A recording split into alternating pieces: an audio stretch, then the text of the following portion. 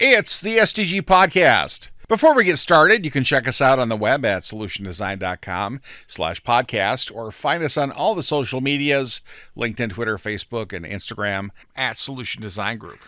Hey, we're back. Say hello and introduce yourselves, everybody, before we dig into our topic. Hi, I'm Els Tahura. Hey, I'm Chad Jetner.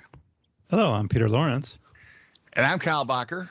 And today we're going to talk about boundaries, dealing with assumptions, expectations, and all sorts of things, with the exception of like personal boundaries, like invading space. I think we know what those are. Like we've put boundaries on our boundaries. Yes. Yes. A handshake's fine. I don't need a hug.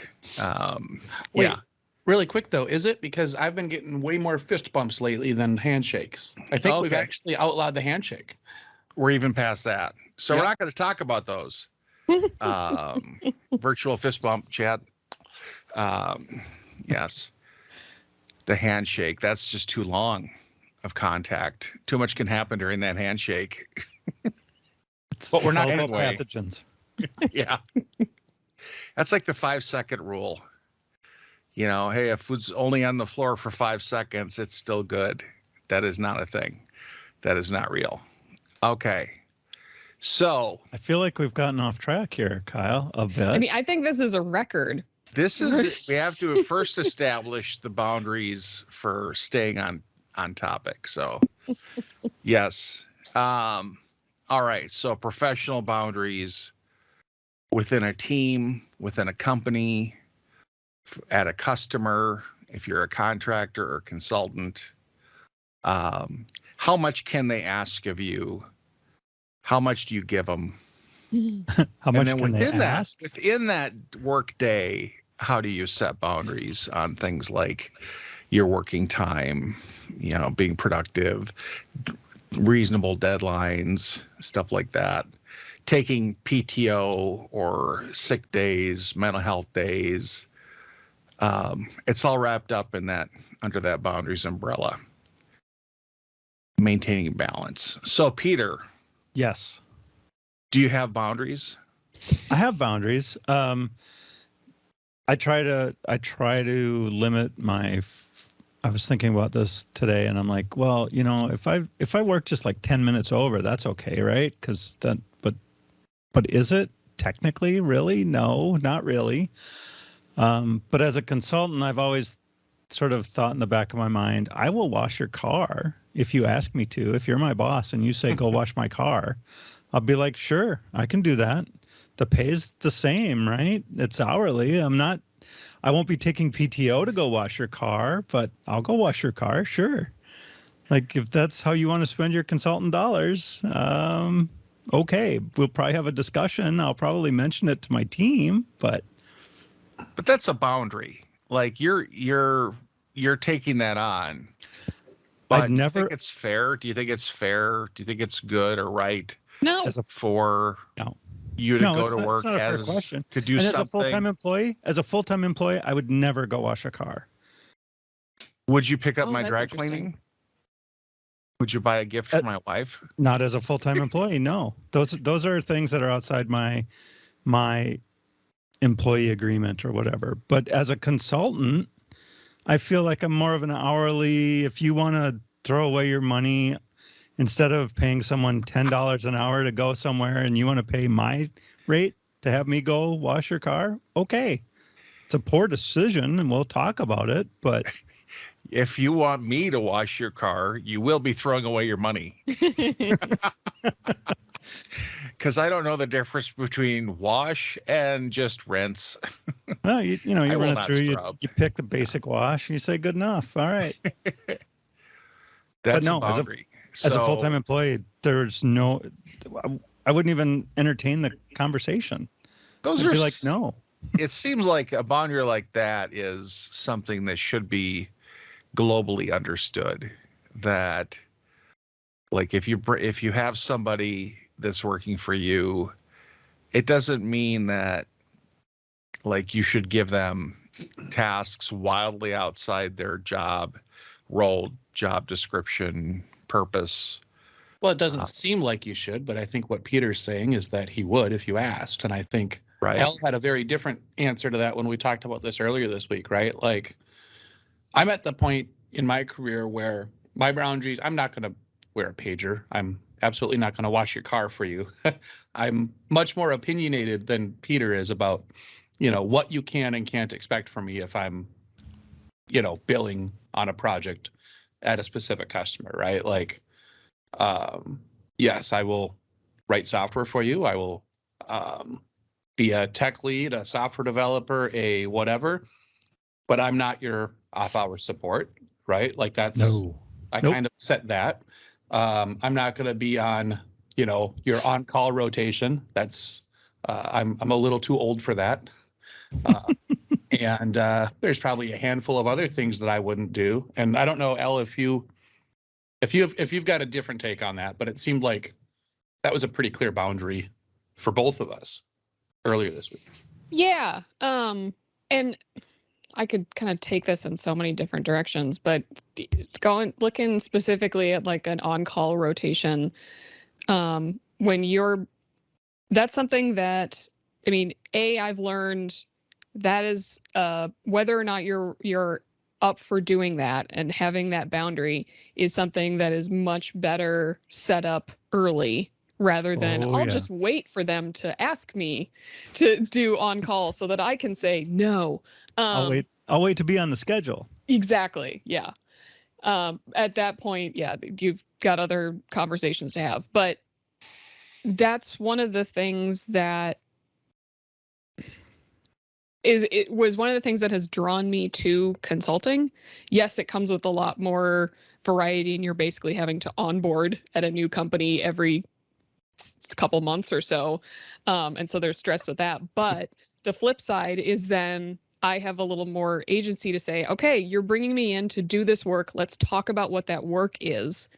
And I am in a position to say, I can help you with this, but I'm not going to help you with this because either that's not my specialty. That's not what I'm looking to do. That's not where I can be most effective.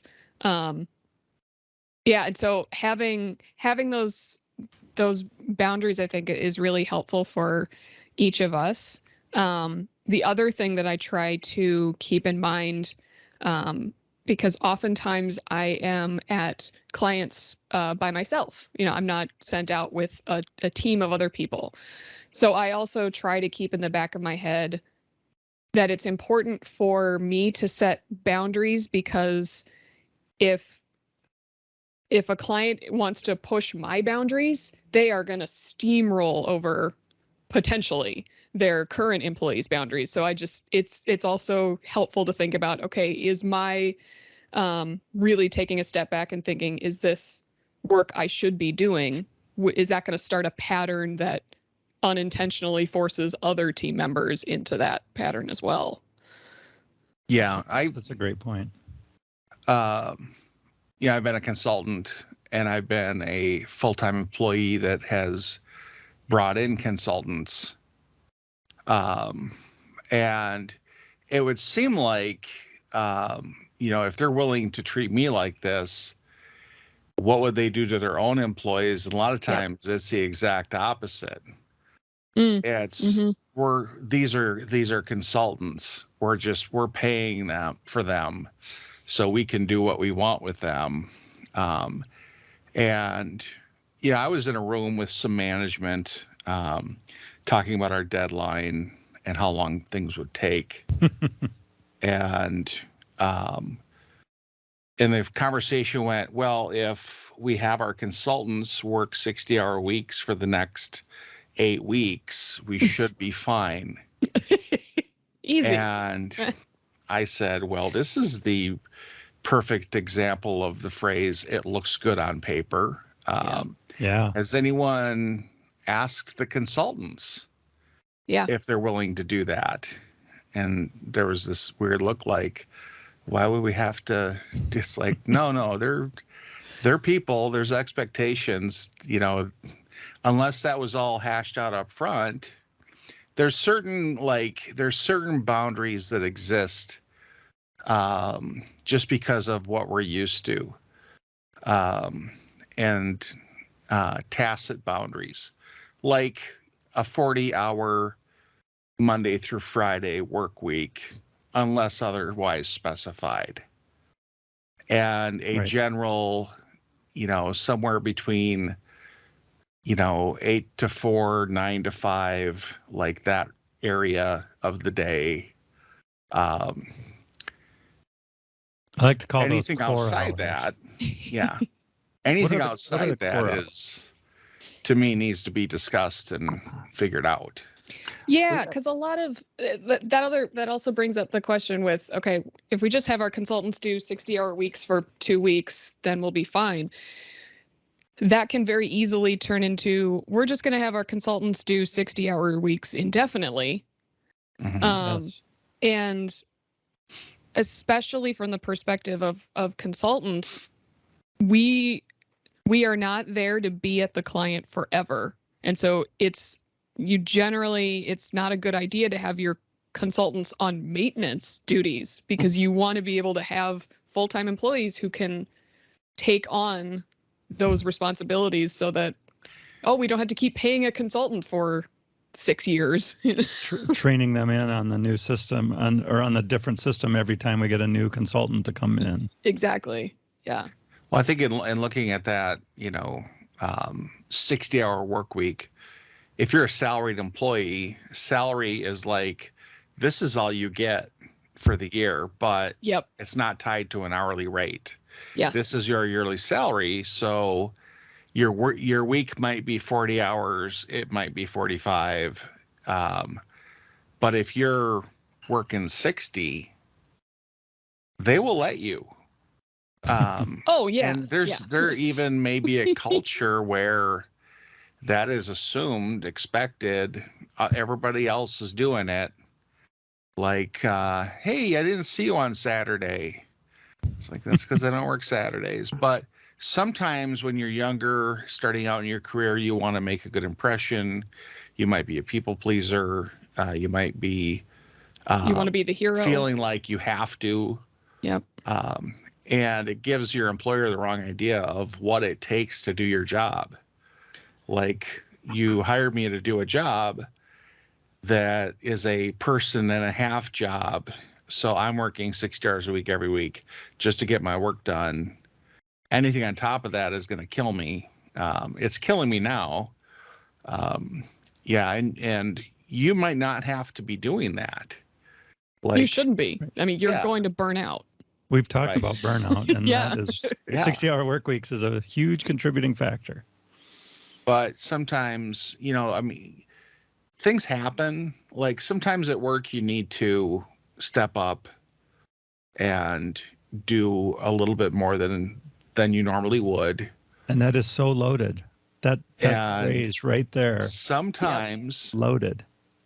yeah, sometimes there's pushing that happens. Sometimes you take on more. You choose to. Like, what would have happened if you had said no, push back, I can only work 40? If you had set those hard boundaries, like, what would that have meant?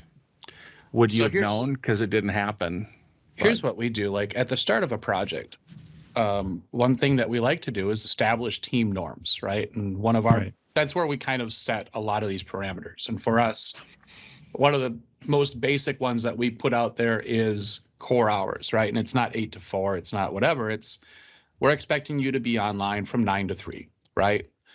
You work around that. If you're doing 40 hours, it's 9 to 5. If you want to do 7, whatever, right? But everybody's Right. expected to have a presence online, especially remote, right? Like 9 to 3.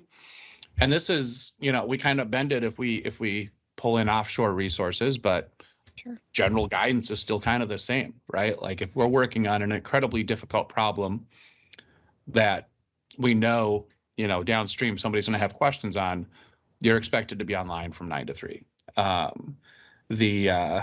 don't know that I've ever come across somebody saying you got to work 60 hours. I probably wouldn't. But a lot of these boundaries you can set up front, and if hopefully get buy-in with everybody to say this is exactly what you can expect out of us.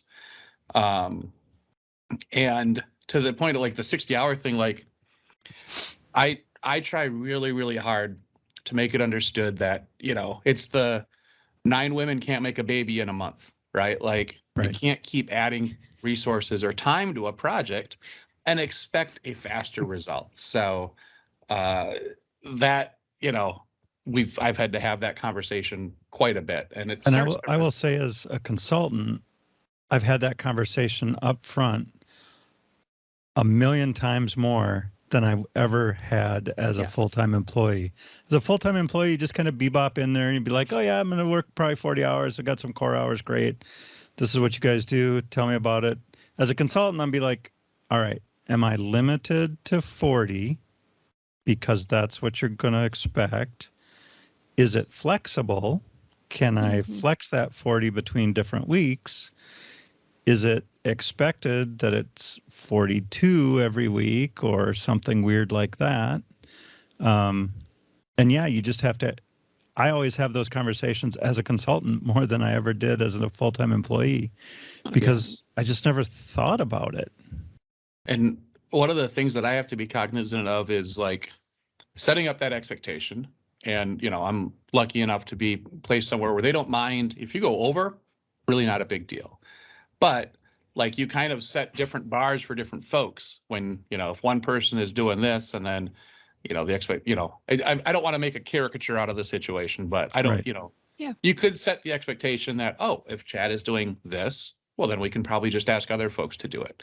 I don't think that would be a thing, but I also don't want to like I don't want to put myself that far in front of everybody else and make it seem like, you know, I'm heroic or anything. I'm not.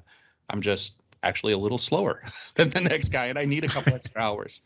So, yeah, I found that it's as a consultant, it was far more frequent that the 40 was capped. Like we have a budget Yep. for this long, so it's going to be 40 hours. And we don't want you to go over that.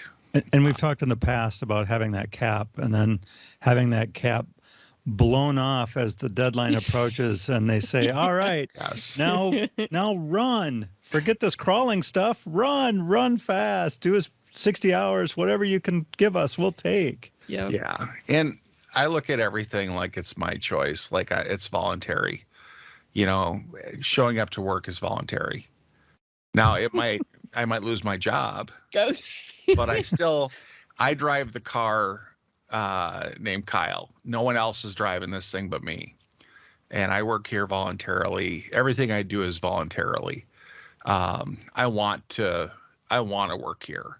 So Like, Kyle, speaking of working here in your role as the IT department, do you feel like your boundaries have shifted a bit? you know, I want to do it. I mean, there's been times it's been really hard, and there's times I did more than I should have, and at personal expense because I'm a people pleaser and Right. I like when I get to kick it in high gear and make people happy. So I'm not really good at setting boundaries. But I wouldn't change anything.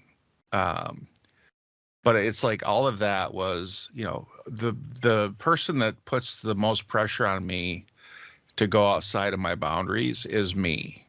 I do Well, because you're things driving the Kyle car. exactly, but I try to do things as quickly as possible and turn around things as quickly as possible. Part of that is it's fun when people can get really fast tech support, like when you can wow people. But also it prevents a lot of stuff from building up. Right. There's a lot of little things that can really pile up if you don't just knock them out of the way. And I don't like to have that much up in the air just because I don't want to take 15 minutes of unexpected time to do something quick for somebody. Um, That isn't a slippery slope. I don't know what is. exactly. But if I have to cry uncle, I will. Yeah. And I have before. And there's like, I'm okay with missing a deadline.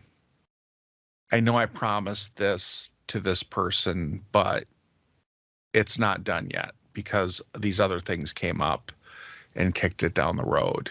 And that thing that you need me to do for you is not an emergency. Right. You know, it's going to save you 2 hours a year. I think we can, we Live can with it. suffer with how we're doing it now a few more times.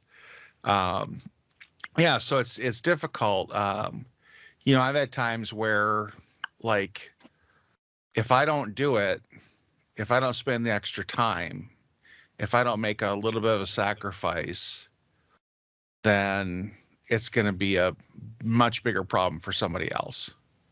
Yeah. So it's like, I'll take the hit. I'll take the small hit to save someone else from taking the big hit on stuff. But still, boundaries, like, I'm not on call 24/7.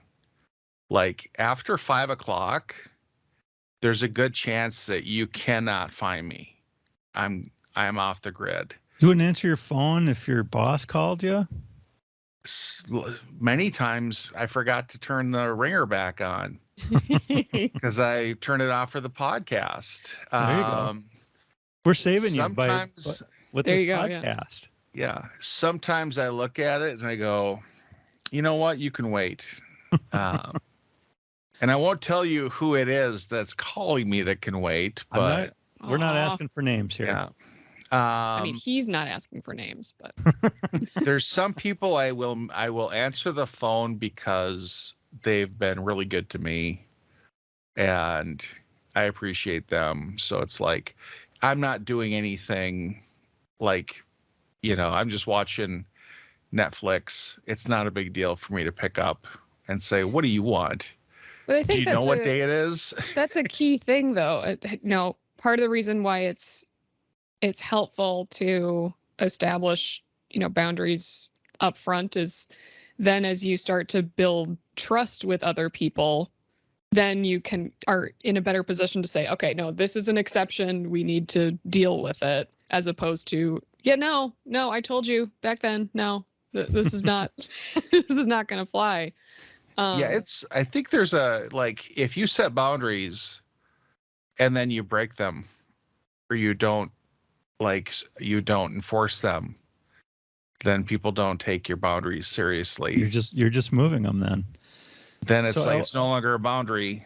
So Yeah. we can call you now on weeknights and weekends and whatnot. Well, that's why it's important to establish those as a team and then Yeah. have the team buy into what they are, right? Because if 100%. one person is always going to be, doing something Out outside of washing cars. what team, yeah, right? Like if Peter's out there washing the boss's Corvette, well, then if that boss is going to ask whoever else. But like that's a silly example, but it kind of No, but true for other things. it reminds me of one that I think is maybe something that you guys could maybe relate to a little more is I've seen teams where there's an agreement about, we have heads down coding time, and that's do not disturb.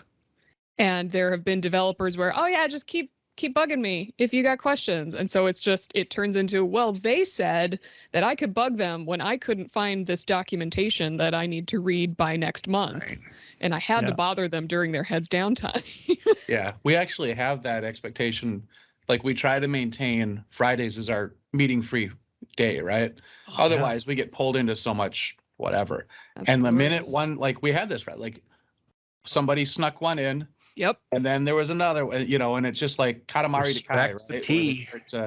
Yeah. So, yeah, you're right, Al. The minute one of them, the minute you break it, like it just becomes a new norm, and it's harder to reset from that point than it is. Hard to claw that back, right? Yeah, exactly.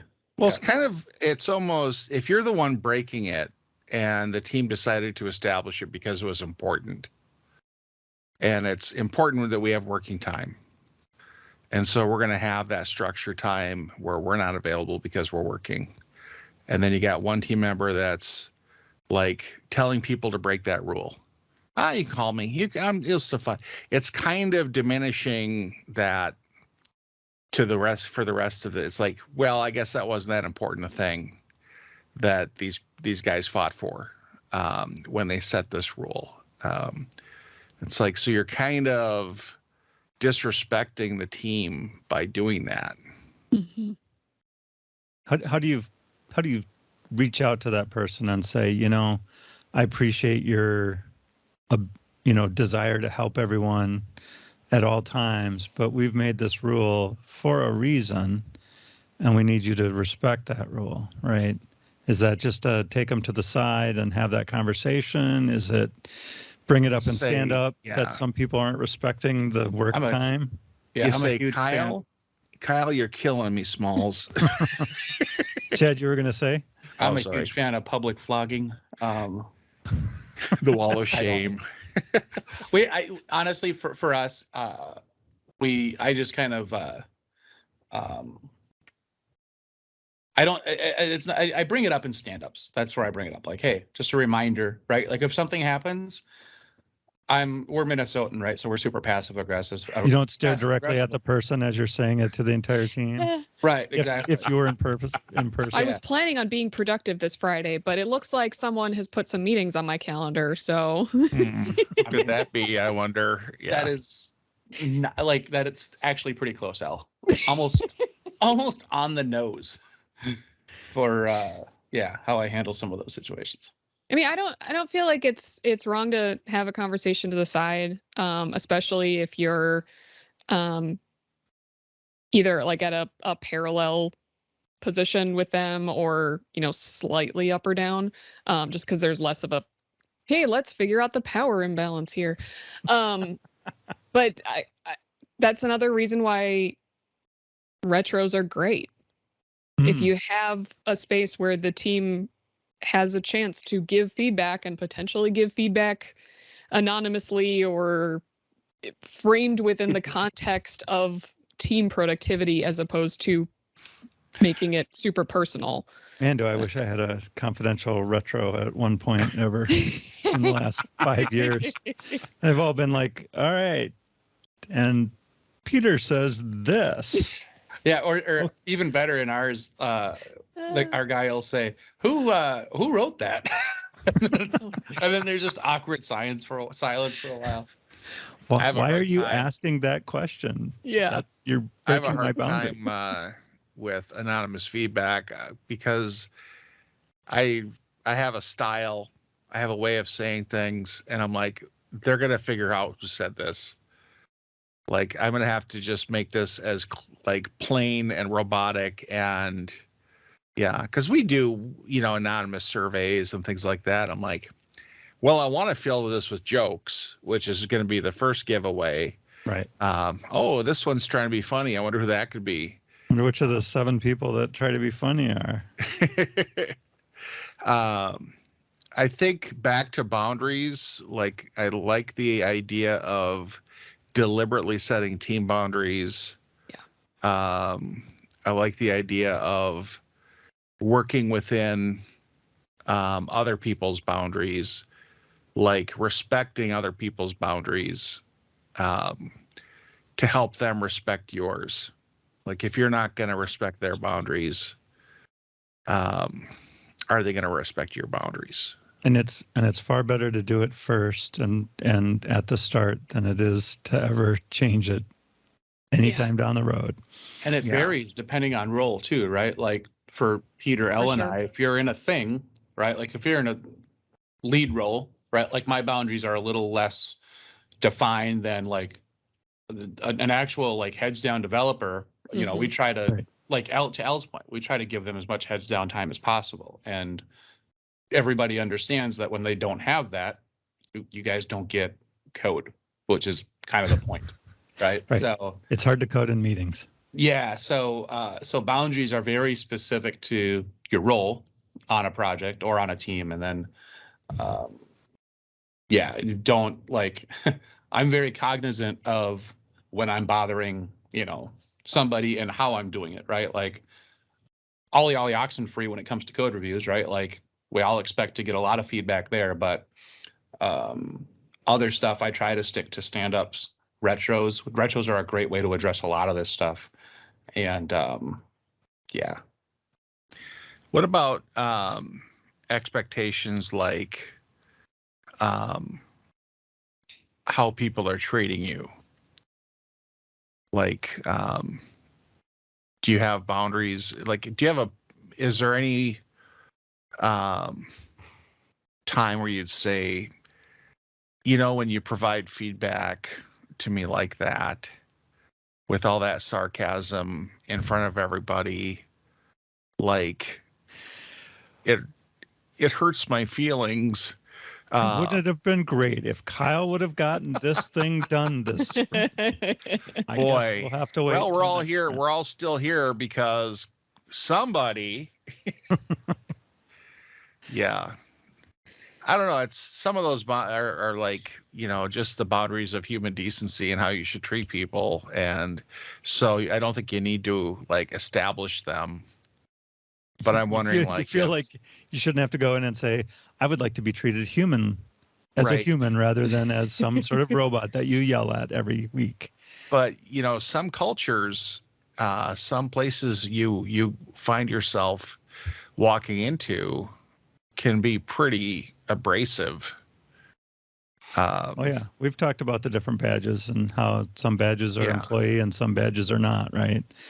And that's to make it easier to identify you so that you can get flogged more often, perhaps. What about like saying no when someone's like trying to get you to do their work, or people that are not assigned to give you like work direction are asking you to do things? I found stand-up is a good place to bring that out, right? Like, I won't be working on this story right now because I've been asked to do this other thing. And if somebody in that room says, oh, that's not what we should be doing right now, and and the boss hears that or the product owner hears that, they can go and fix that problem for me without me having to, do too much pushback on it myself.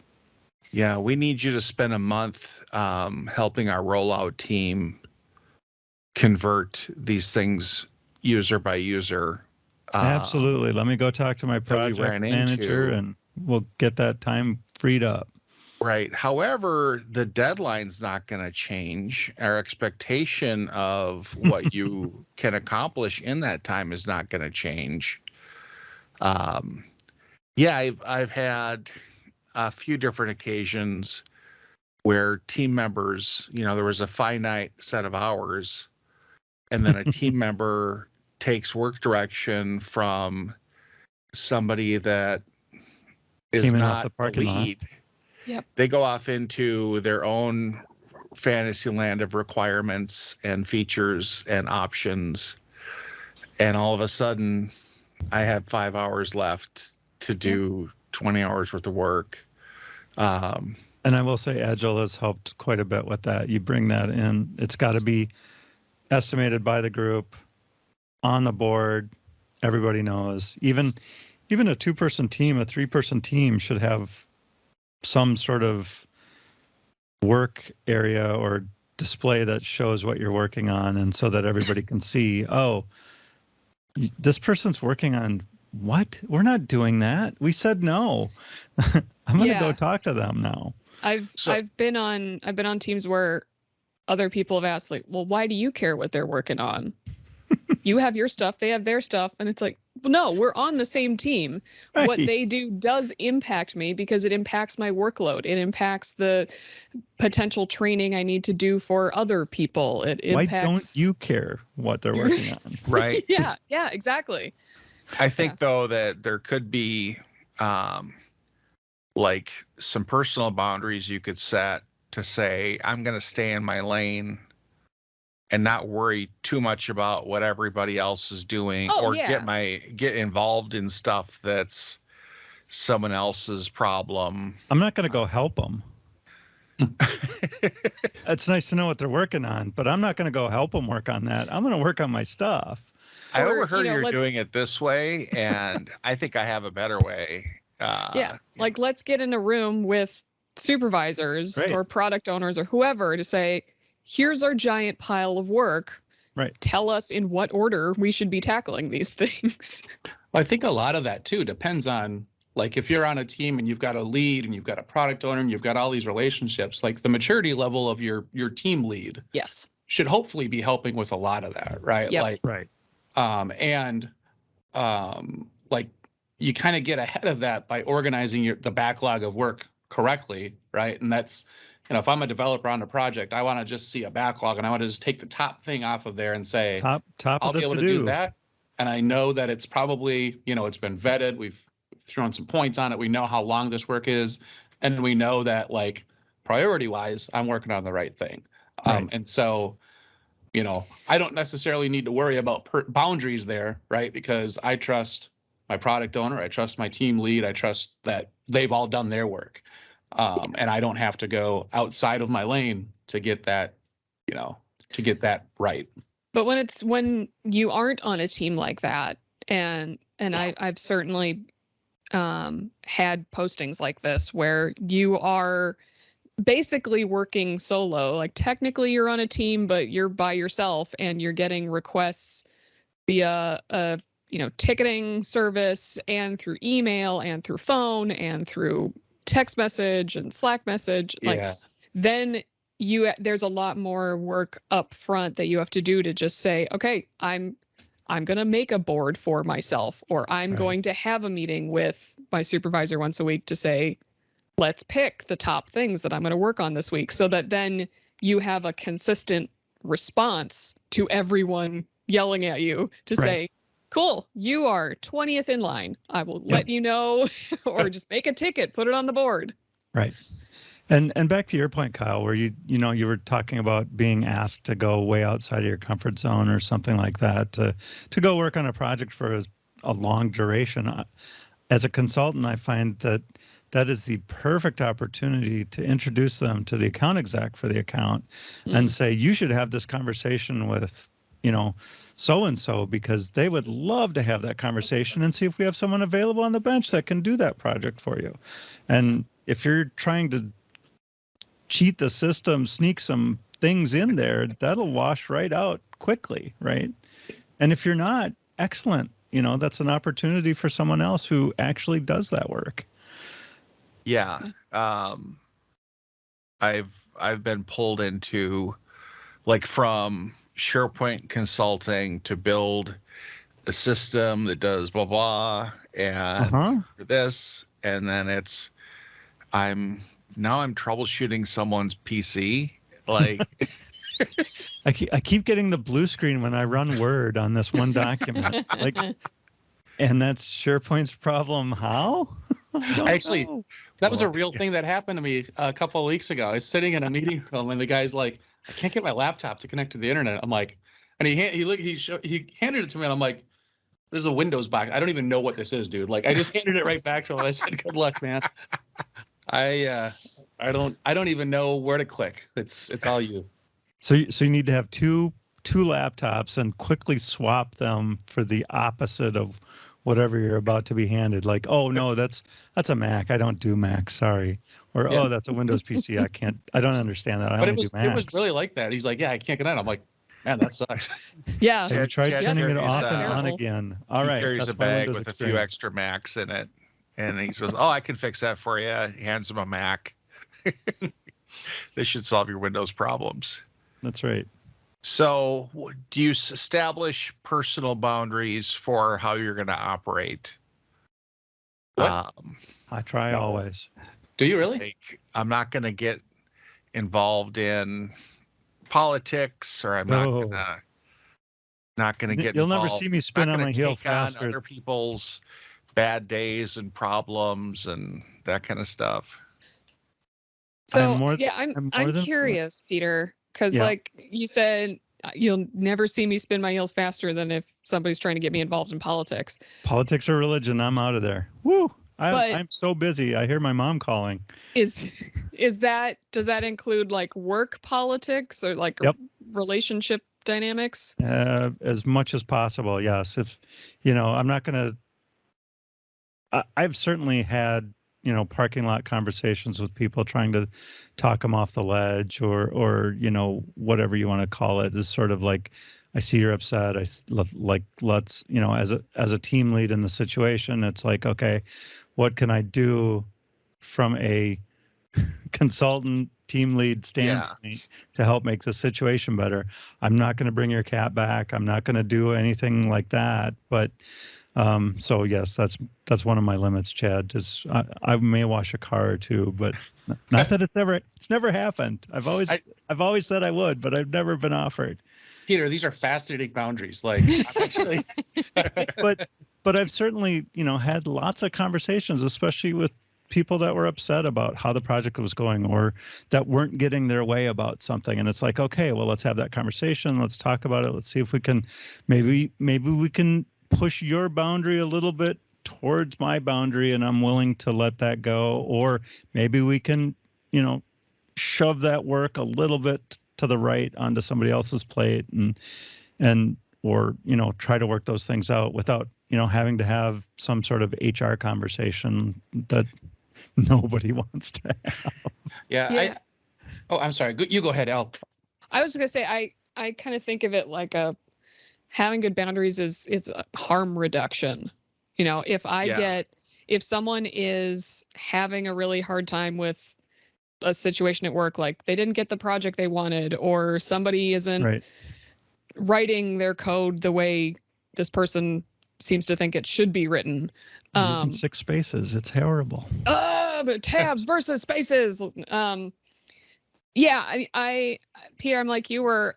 Yeah, I'll listen to it, and I can offer kind of an outsider perspective. Right. But I don't get involved in it. I don't pick a side, because if I do that, then now I'm in the middle of this. So now I'm stressed, which will reduce my quality of output. I'm encouraging that other person to keep being angry. And so they're not making progress. It's just like, it does so much more harm to, or risks doing so much more harm to not have boundaries. And that's a good consulting lesson, right? Like, do not take sides in a workplace. You're always going to lose. You'll always lose. Absolutely. You're a overhead, good listener. Just the overhead of drama and work politics. Yep. And like, you can kill like half of your week just dealing with stuff and sending, you know, a flurry of text back and forth and never dealing with situations. Some stuff, you know, you should still have empathy. Some things are going to impact the project that should be concerning, that you need to be aware of. But I like to take the electrician or plumber perspective when I go in a place. You know, I'm there to fix the pipes. I'm there to do this job. You know, I did let your dog out because they were scratching at the door and you weren't around, and I didn't want them to go on the rug, but that was an extra. Like, I'm gonna come in here and do my job. And if I'm an electrician and you ask me to fix the pipes, then I'm going to call my company and say, hey, do we got a plumber we can get out here? Right. But I'm not going to fix your family. I'm not going to, you know, yeah. It does get trickier depending on your role, though, right? Because if you're the plumber and you're only in there to do a specific thing, it's one thing.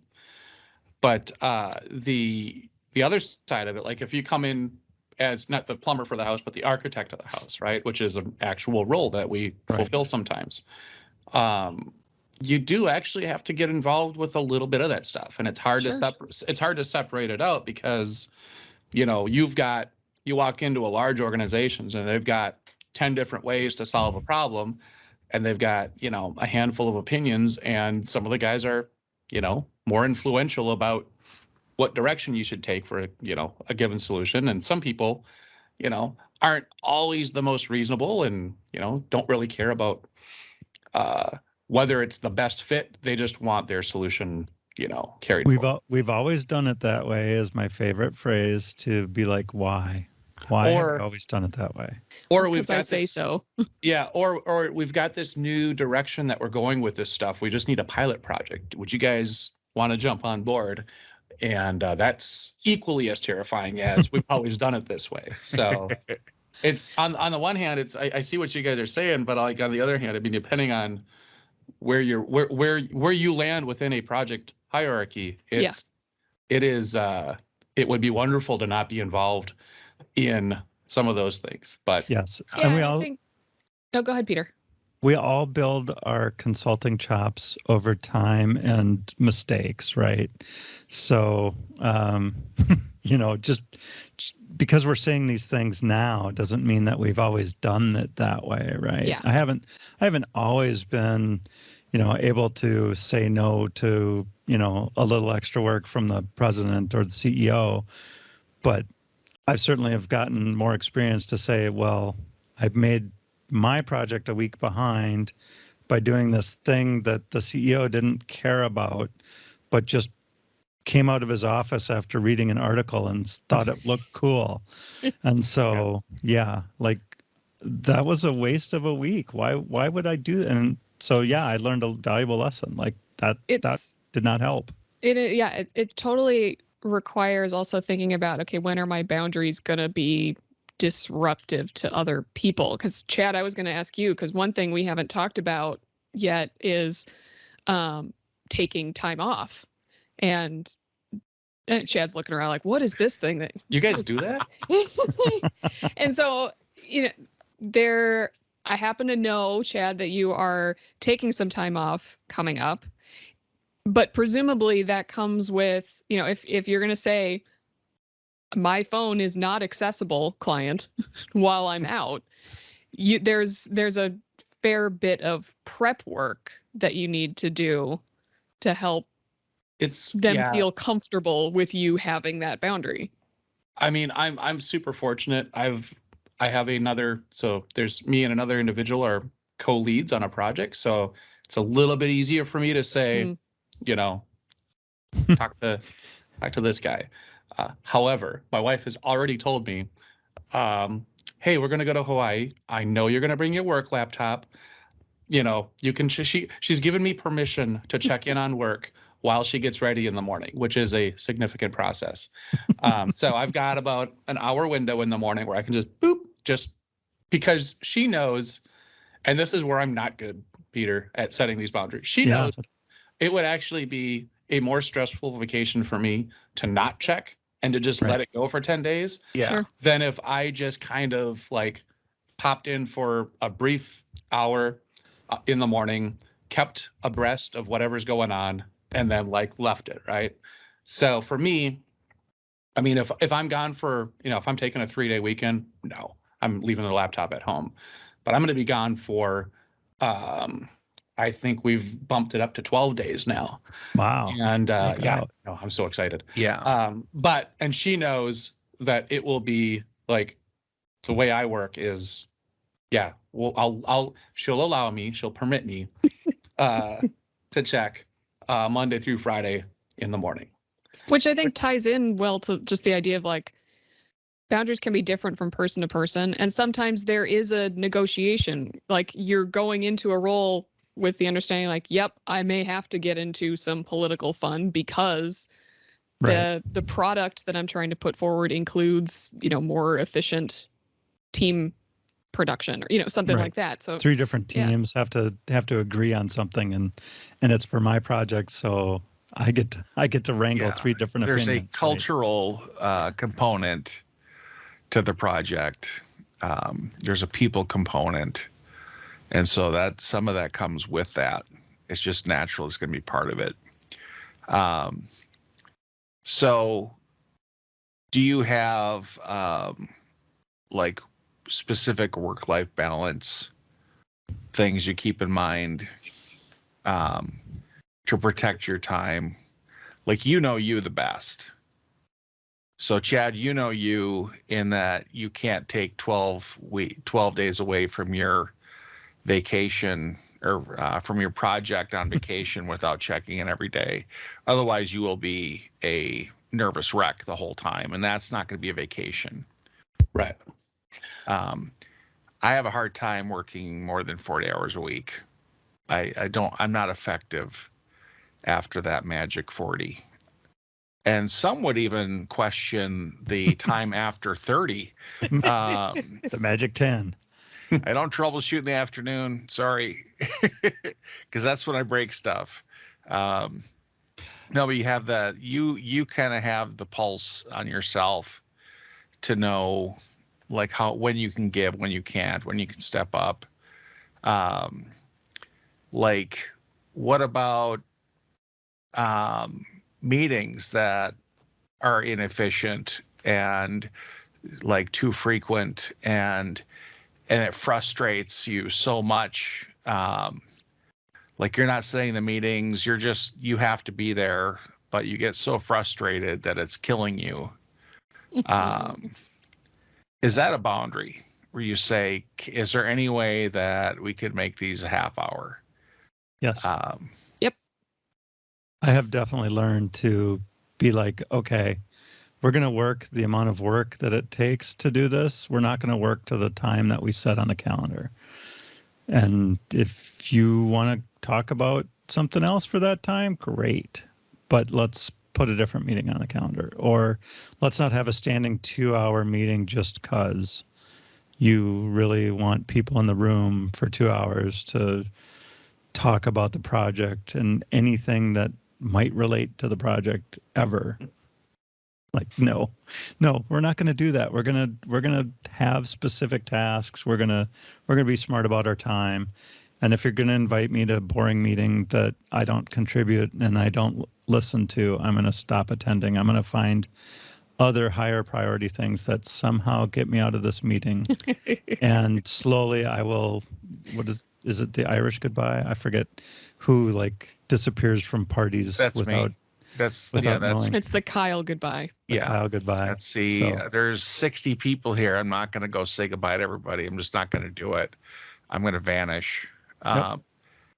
Declining a meeting, like, do you just decline? Like, do you just no explanation? tentative. That is so passive aggressive. Peter. Wow. Darn right. Yeah. We've actually done the other. So as far as that goes, we set up the expectation ahead of time. Like our sprint planning meetings are going to be like 2 hours and it's going to be super long. We're going to get super pedantic about a lot of details. Yep. Lock that off. Our stand-up meetings are going to be super short. They're going to be, if we can, like our goal is 5 minutes, right? If you Right. can't get out, in and out in 5 minutes, whatever. But like we try to set expectations around what those things are going to be. And we try to set boundaries for, what goes into a stand-up meeting, right? And what doesn't, Right. and it's different. I'm not saying a meeting can't be 2 hours. I'm just saying that it had better cover 2 hours of Yeah, no, I things totally get you. for Yeah. that meeting. Yeah. There's got to be a directed, Right. conversation about. You guys aren't talking about stand up in your 2 hour meeting. You're talking about the future right. of tasks and things. Yeah. Yeah, and I don't think it almost ever hurts to just kind of call attention to like, well, it feels like we're off topic or it feels like we've been going around in circles.